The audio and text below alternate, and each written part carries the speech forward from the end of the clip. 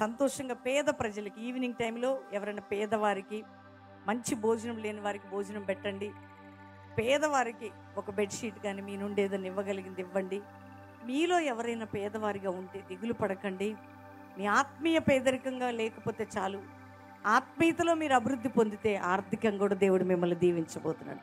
కొత్త బట్టలు లేవని బాధపడకండి. ఎవరికైనా కొత్త బట్టలు వేసుకోలేదా? చెయ్యొద్దండి. God bless you. కొత్త బట్టలు లేవని ఏం బాధపడొద్దు. నేను 3-4 సంవత్సరాలు ఒకటే చీరతో క్రిస్మస్ చేసుకున్నా, పాత చీరతో. ఇప్పుడు కూడా ఈ చీర తెలుసా నేను ఎందుకు కట్టుకున్నానంటే వాలంటీర్స్కి అందరికి ఇదే కొనిచ్చా. నేను కట్టుకున్నదే వాలంటీర్స్ అందరికి గిఫ్ట్ ఇచ్చింది ఇదే.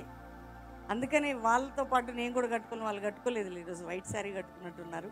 మా వాలంటీర్స్ అందరికీ సేమ్ శారీ, సేమ్ గిఫ్ట్ ఇచ్చి నేను నాకు నచ్చిన కలర్ నేను తీసుకున్న, వాళ్ళకి ఇచ్చి నచ్చిన కలర్ వాళ్ళు తీసుకున్నారు. అందరికీ మాతో పనిచేసే వారందరికీ సేమ్ శారీస్ ఇచ్చా. వాళ్ళు లేడీస్కి జెంట్స్కి కూడా మంచిగా బట్టలు. ఎందుకంటే దేవుని పిల్లలుగా సంవత్సరానికి ఒకసారి కుటుంబంగా అనుకుంటుండొచ్చు, మేము కూడా ఇక్కడ జాయిన్ అయితే బాగుండు, మాకు కూడా వచ్చేదని. దేవునికి స్తోత్రం, నో ప్రాబ్లం. మీరు కూడా మా కుటుంబ సభ్యులే, మా ప్రియులే. మీరు బెల్లంపల్లికి రండి, నా బీరువాన్ని తీసి ఇచ్చేస్తా ఆడవాళ్ళందరికీ. కానీ మనందరం కుటుంబంగా ఉన్నాం. దేవునికి మహిమ కలుగును గాక.